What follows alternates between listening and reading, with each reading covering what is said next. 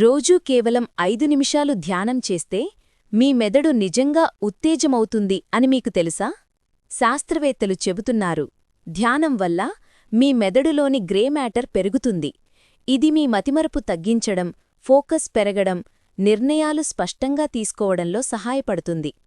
ముఖ్యంగా స్ట్రెస్కు కారణమైన అమిగ్డలా అనే భాగం శాంతపడుతుంది. దాంతో అనవసర ఆందోళనలు, భయాలు తగ్గిపోతాయి.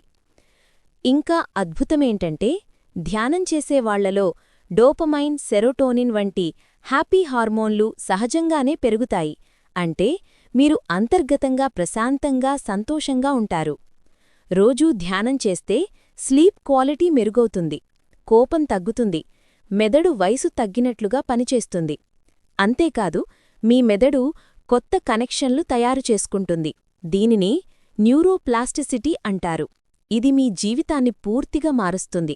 అంటే ఒక్క మాటలో, రోజూ ధ్యానం ఈక్వల్ టు ప్రశాంతమైన మనసు ప్లస్ దృఢమైన మెదడు. ఇప్పటినుంచే మొదలుపెట్టండి.